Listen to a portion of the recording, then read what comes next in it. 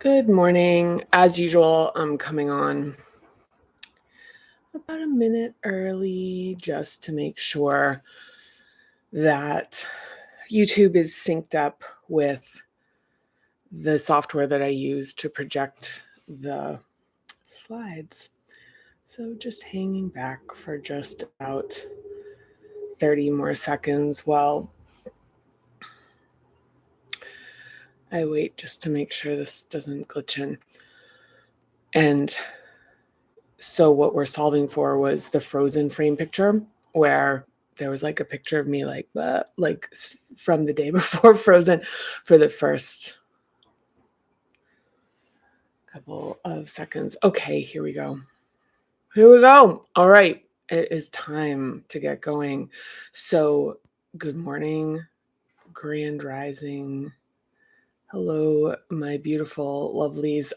Welcome to the Parinama practice space where we are uniting cognition, emotion, and logic in a practice to completely shift what it feels like to be you every day in a way that is oriented around what you can sense deep within you is your authenticity and your integrity. Now, plenty of offshoots as far as conversations I could get into about that, but I will not because I am Katie Bickford. And for the purposes here, I'm the author, co-creator, and ultimately the founder of Parinama Method. I'm also now a podcast host. I'm a former executive and also a former all sorts of things relating to esoteric stuff. Won't get into it here. Let's get into it. So yesterday I came on and I talked about what is at the core of all of this. Like, why are we doing this? And so our topic today is going to be interruptions and stressors. And very specifically, we're going to read about your inherent human rights.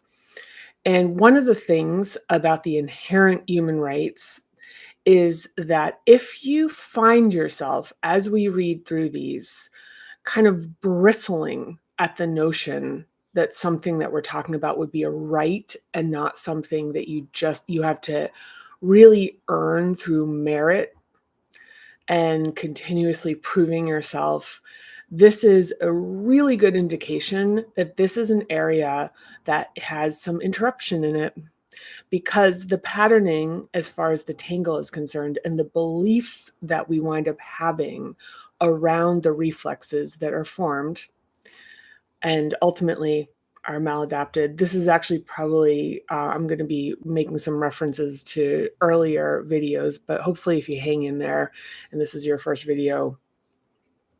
time watching, we'll draft back into something that's a bit more general. But the thing is that part of the beliefs that we create around the reflexes that are formed, and back to, if you are our little tangle here, is that the beliefs are formed also about the relative importance of the maladapted behavior. So there's a belief that even though we're doing things that are really, we even cognitively understand as being ultimately negative, the belief that it actually has a function, that it's functional, is how it hangs on. So for fear, I'll use fear as an example here, as an like adapted patterning. So chronic hypervigilance, where we're constantly maybe, stockpiling things, or really hyper fixated on our finances in a way where it's like takes up a really disproportionate amount of our focus, or in the opposing direction. But I'll specifically speak to the fear, which is that what happens is that the belief system that we come to that we come to rationalize over the reflex will tell us that if we were to stop hyperfixating, also like a layer of if I stopped doing this apart. So back to bristling when we're talking about the human rights and how they're related to the interruptions and stressors, and tracing our way back to them so that we can re-examine and repattern ourselves, is noticing specifically the ones that you're like, yeah, like that actually, just actually I would just say bristling. Bristling is probably, I'm not even going to go into some sort of cognitive overlay, the sense of like, yeah, I don't know about that one. I don't know about that one. So today I'm going to do a bit of reading, and if we were actually doing this live and talking, there would be a little bit more of a discussion, but since I'm currently talking to myself, it is going to be me talking to myself. But just a call back to yesterday when I, hopefully we talked about leaning into what interruptions and stressors are, and ultimately, what is beneath all of this that we're doing? What are we uncovering? And ultimately, the service of this is uncovering what is our true nature, and kind of like polishing the, sort of the kind of distortion and the grunge off of that so that it can shine. And really a good example of this would be that a lot of what you are, and part of how adaptations work, is that they make us potentially believe that the thing that solves them is that we become somebody completely different. That if, it's like if you're really uptight about stuff and you really need to control things, that you think, you know what, when I do all the work, I am just going to be really laid back. I'm just going to be really laid back. And the thing is that that is not necessarily true. And the thing is more that the relationship with that quality, there will be a bit more lightheartedness about it. It won't be taken as seriously because it won't be believed. There won't be the belief system that that's propping up something that has to do with your safety and has to do with subconscious, more like protecting subconscious reflexes. So there'll just be a quality that's like, yeah, I'm really good at keeping, creating processes and systems. These things are needed. I mean, we have like a lot of people in this world. So organizing things so that everyone's needs can be met is very important. And people who have minds for that are very important. So the idea that being, like things about you that you don't like, yes, there's things that have to do with the adaptations that we don't like. I mean, that's another story. But when there's, I think one of the most surprising things is that who you are, and this goes back to there is nothing wrong with you. There is nothing wrong with you. You don't need to be fixed. You don't need to be fixed. You do not need to be fixed. You don't need to be fixed. There's nothing wrong with you.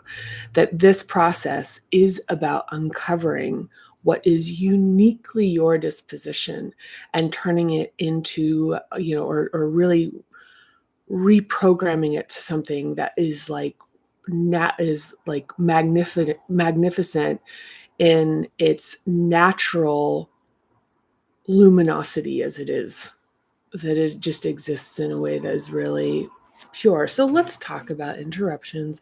Let's talk about the things that get in the way of being able to have that natural charisma of being comfortable with who you are. So, by the way, charisma is usually associated with people who are highly confident, really loud.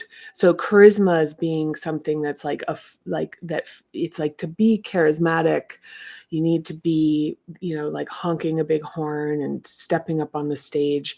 But one of the things that that kind of charisma represents is a type of personality in their comfort zone, showing up with authenticity, like pretty clean, like, and it kind of works with a certain style that is, so there's kind of an overlay there where it shows up more. But charisma is, and your charisma is showing up as you are and being comfortable with occupying that in a very particular, self-sustained, self-originating way. So yeah, what are we doing this for? All sorts of stuff. So I read a little bit about out of this yesterday. I'm probably not going to repeat myself with rereading that today, even though it would be helpful. But just a reminder that the following human rights, and I really do get that calling these human rights is something that kind of codes for a certain type of, like, or almost like political affiliation. I get that, and it's like a tough thing, but it's like, there's probably another way to kind of reframe it so it doesn't sound yeah, yeah, but it's the way it is for now. It's the way this is. So, so just as a reminder, like, the following human rights for each hub are every person's birthright, and the process of reclaiming them, even though they were always ours to begin with, can be difficult. It starts with knowing that simply being alive establishes worthiness. Existence is the only merit required for human life to be valuable and important. And if you're reading along, this is page 21, 22, and 23 in chapter 2. If you want to go a little deeper, especially page 21 has some more context around interruptions and stressors to begin with, and then also the human rights and conditions to life, how those kind of draft in with basically trauma and or complex trauma, and interruptions in the patterning of our nervous system and stressors. So boundaries is the other component of this, and boundaries, I believe, is what we're going to be doing tomorrow. So in terms of shaping each of our hubs, these are the two components that we look at when we're doing Parinom method stuff. So let's talk about it. So the first hub, I'm going to pull this graphic up here to demonstrate. I probably should add numbers to it, because infant is the first hub, baby is second hub, toddler 3, early childhood 4, late childhood, and maybe even juxtapose these things. I think one of the things that sort of a requirement for Parinama is to be able to make a couple connections, but I certainly can be helpful by making some of this stuff like a little easier to integrate. So let's talk about first hub. So this is the infant, and this is what is established when you are born. In chapter 4, we spend an entire chapter, a very long chapter, talking about all of this. So this is not the last time we discuss this by any means, and certainly not exhaustive. But what we talk about first hub is this transition. And when I lived in Bali, one of the things that in the culture there, when a baby is born, its feet do not touch the ground for its first months of life. It is held and carried everywhere. And then there's a ceremony when the baby's feet actually make contact with the earth. And the idea with this is there's a lot of consciousness around this notion that this little ball of consciousness is transitioning, or, of divinity, or whatever you want to call what we are, is transitioning from a sort of like some type of other plane of existence, that is non-physical and coming into a physical existence. So the idea of holding the baby is and like keeping the baby off the ground and in contact is to signal to the child that the physical world is safe. So it's doing something very first hub that is like embedded in the culture, which is understanding that these first months of life are establishing our relationship with the physical world, also the responsiveness of the physical world.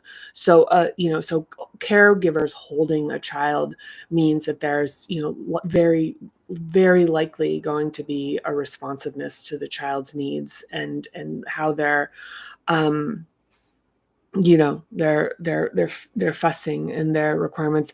And also you're looking at cultures where there's family units in compounds that really support a baby being able to have human contact in a very particular way by being passed around through different extended family members. So that's a whole thing that has to do with cultural stuff with this.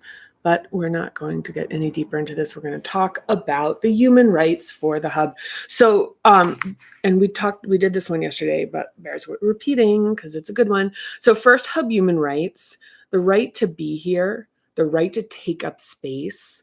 Working on this right can feel deep and confronting. When we reclaim the first hub, we get better at caring for our physical body and build trust in ourselves and in our self-worth. The central tenet of this hub is trusting that you will have your essential survival needs met. So the kind of what is it? The headlines here: the right to exist and take up space, the right to physical security, the right to have what you need to survive, to sovereign ownership of your physical body. Is that some of this stuff actually has some political implications to it, which is kind of interesting to note, because certainly the remediation, the large scale resolution of trauma is political, because politics is societal and social. So politics is theoretically about serving the greater good of the population, and not some kind of business that's happening that like sort of one of the side products is that our needs are taken care of.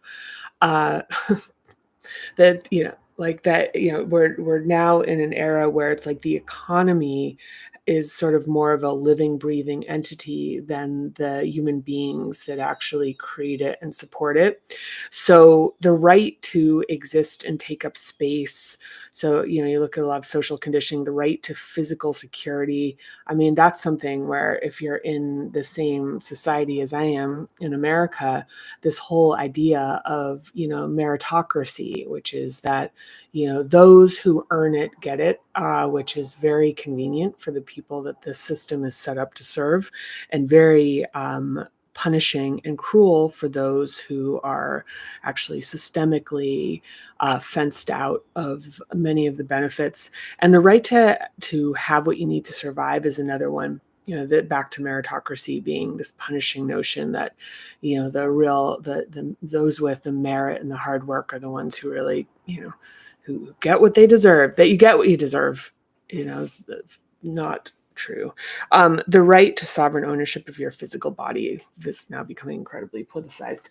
So let's move on to the second hub, and maybe Luke will come into frame. So the second hub, the right to feel and express emotions, the right to want things for yourself, the right to experience joy and pleasure. So Anodea Judith, author of Eastern Body, Western Mind, writes that if we cannot feel, it is very difficult to know what we want. She points out how cultures that frown on emotional expression or consider sensitivity a weakness infringe on the basic right to feel. And that would be the culture that I exist in, which has a kind of perplexing sort of kaleidoscope of blind spots about what emotion is and is not.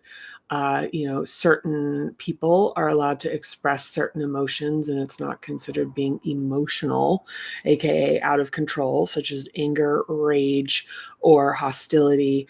by certain people is allowed and somehow not considered being unstable or emotional. And then there's other people that if they express emotions, it's considered a sign of their weakness. Also, this whole notion of being too much is not a fact. It is really about how emotions are about attunement and connection, and a lot of expressing it. And this goes back to baby time, where we learn attunement very specifically, is that the capacity of the person that you're expressing emotion with is first of all, it's their decision to uphold a boundary in terms of how much they can manage. And it's not personal. And back to it's not personal is that when somebody tells you it's too much and directs it back on you and says you're too much, phrase added for me. Maybe even another caveat, which is like, it's not personal. This is just all I have in terms of my capacity, and combining that and the emotional stuff that I'm facing on, like outside of our interaction. So these are the highlights here: the right to feel, the right to express emotions, the right to want, the right to need. And once again, we do an entire exhaustive chapter where we get into all of this. So have no fear, we will come back to it. So now look at the toddler image here. And this is a very important one, is the right to personal autonomy and the right to act freely from personal integrity. Now, keep in mind toddler energy. Think of footing in our human experience, and that is the terrible twos. Like when you see a toddler, they're really difficult, and it's an isolated facet that ultimately should become integrated.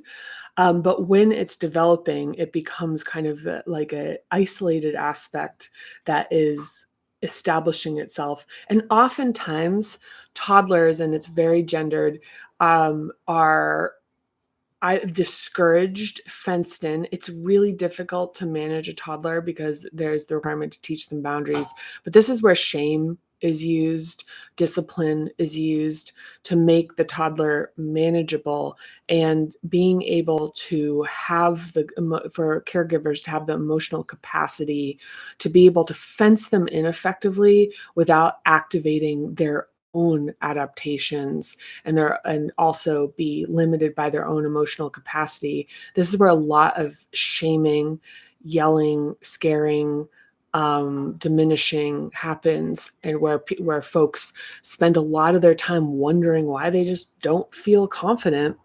Why don't I feel confident? It's like, well, there's just a whole thing.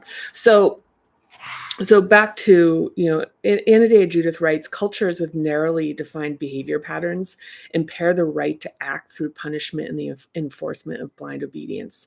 Many people fear staying strong. As children, they were punished and taught to be well behaved. Have been victims of oppression and injustice.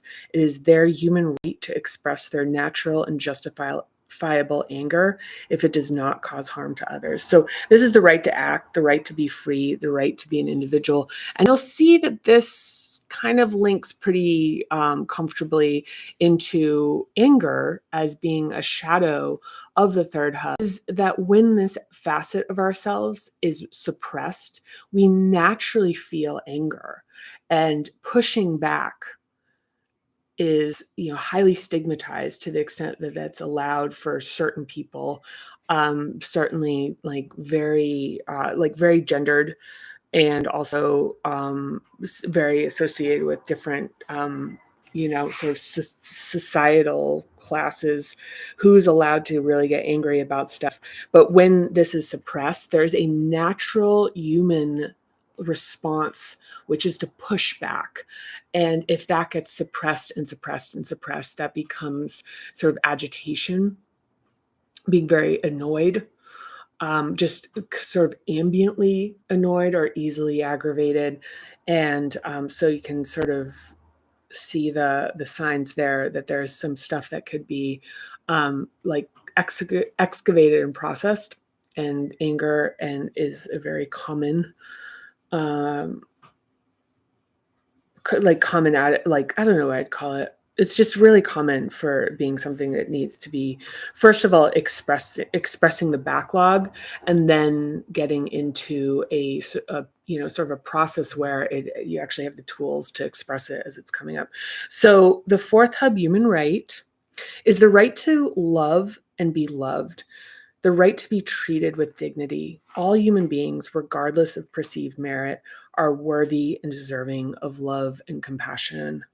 This doesn't mean that you're personally responsible for supplying it.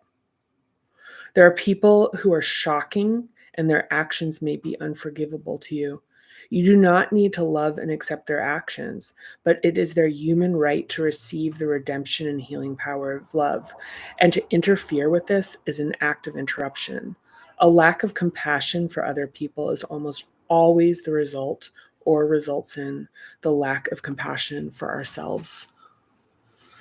It's a heavy one. This is why I just read this and I'm like, every day part of my life is kind of hearing about how this book is really intense, and reading it is an exercise of being able to connect with that reality. So the high level here is the right to love, the right to be loved, the right of human dignity for all people. This one is, I'm just going to like underline, bold, and highlight this.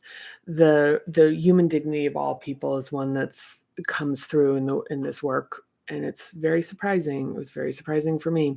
The right to feel worthiness without conditions, and the conditions being, so one thing too to just um, kind of point to here is that There there are conditions, like the idea of being an adult and having unconditional behavior that you can act however you want and the world has to accept it is unreasonable. So but that if you act that there's just not a point where you become worthless. There's never a point that you become worthless. But there are points where our behavior, we need to take accountability and responsibility for our behavior. So that's one of the things where in this fourth hub, going back to where that hub exists, that can be confusing for people, is that they should be able to act however they want. And it's like, you can, but you do need to take responsibility for it. But your bad behavior does not make you worthless. It makes take responsibility. So for the fifth hub, you see late childhood here. So, and just think if you can think of like a tween, to speak and express your personal truth and to be told the truth. Mature adult functioning in this hub uses constructive outlets for expression. If your truth is being suppressed, the first step is to be aware of it. The next step is finding the right outlet. There's a matter of speaking up against injustice, which can be interrupted by cultural programming against breaking ranks in the status quo. Speaking for the safety of others can put your own safety at risk. Isn't that the truth? So the right to speak your truth, the right to be told the truth, the right to be heard, the right to self-expression and integrity. Because of time, I'm not going to add any context. I'm going to keep going here. So the sixth hub, human rights, we're looking at adolescence. Think teenagers, think high school. The right to be seen as who you are without punishment or cruelty. This is the right to express yourself with integrity and imagination so that your outside reflects what you feel inside in a way that is right for you, and to do it without experiencing retaliation or cruelty. This right is the visual expression of your emblem, your authenticity, see chapter 3, and to the world, and can be experienced by recognizing yourself when you see your reflection. Now, this is something certainly when you want to talk about adaptations and interruptions and stressors, when we're talking about, okay, do you bristle at this and believe that you actually have to earn this or it's not entirely true as being evidence of this aspect of yourself being interrupted? And consider how you might have received some messages in high school and before and after about how you need to actually monitor how you express yourself. So this is the right to see, the right to be seen and validated, the right to dream of possibility and potential, and the right to explore and develop inner vision. And last but not least, we are going to do early adulthood, which is the 7th hub, human right. And I'm just going to highlight this here. We're following the hubs up at the top of your head. And this is the prefrontal cortex of your mapping to the physicality of this. And this is the right to inquire, the right to know, and the right to receive. See how I fit in here? Boop. The right to information, education, and knowledge, to have your own thoughts and ideas, and to explore your interests without being controlled or indoctrinated. This hub also contains the right to have a spiritual practice if it doesn't interfere with the individual rights of others. So this is the right to education and spiritual exploration, the right to your own beliefs, both intellectual and spiritual. And as we get further into the book, this particular hub, chapter 10, is a in-depth exploration for it. And also we'll get into it a little bit in chapter 3. We'll dip our toe in this, but hang in there. This is we get to this, but after we've built the lower foundations, and this, a lot of this has to do with our families and communities of origin. The interruption is their forcing of belonging by believing the same things they do. This is very complex. This is very complex. This is not, these are not just like, oh, I get it and it's fixable. This is stuff we have to really work on and in the tangle and unpack. So this is the right to experience peace and the right to change your mind. So that is it. So my low and no cost recommendation, I'm wrapping up for now. Thank you for coming along. I hope you had a nice time. I did. And I really welcome any suggestions about how to make this a better experience for you. My parting low or no cost suggestion for the day is to look at the Enneagram Blueprint on Instagram. So that's at Enneagram Blueprint, and take a look and take the test and dig into a little bit about like what is in the inside of this, what is my natural proclivity, and come into a little bit of the emblem aspect of understanding the interior part of ourselves that we're uncovering here. So anyhow, it was a pleasure. I can't wait to see you next time. Tomorrow, we will talk about the other part of interruptions and stressors, which is boundaries. And and if you want to come and find me, I'm at the Parinama Method on Instagram, so you can DM me there, or if you have any comments that you want to make about this session, I welcome the opportunity to hear from you. So see you next time, and bye for now.